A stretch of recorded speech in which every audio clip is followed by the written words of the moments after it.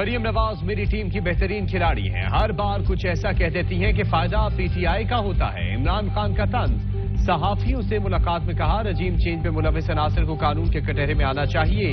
जाती दुश्मनी किसी से नहीं, मुल्क की खातिर सबसे बात को तैयार हूं। परवेज इलाही ने अहदे वफा का पास किया, अब हमारी बारी है। वजारत आला के उम्मीदवार का नाम अभी बताया तो खून खराबा हो जाएगा।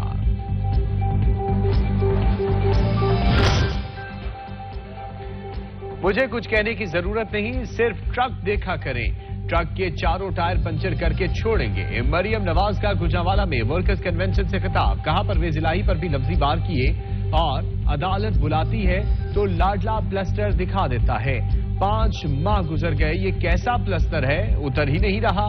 आरटीएस बिठाकर इलेक्शन जीतने वाला देख ले, अवाम का समंदर नून लीग के साथ है।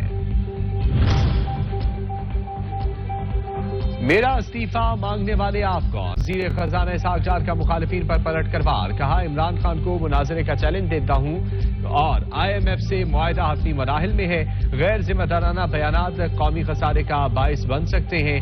मुल्क डिफॉल्ट करेगा, नमौशी इमरजेंसी की जरूरत है। 30 जून तक ज़र मुबादला के ज़खायर $10 अरब हो जाएंगे।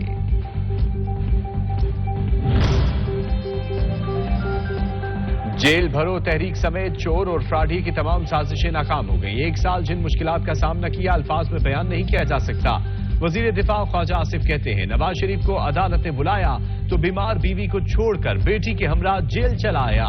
इमरान खान ने लोगों के बच्चों को जेल भिजवा कर खुद जमानतें करा ली।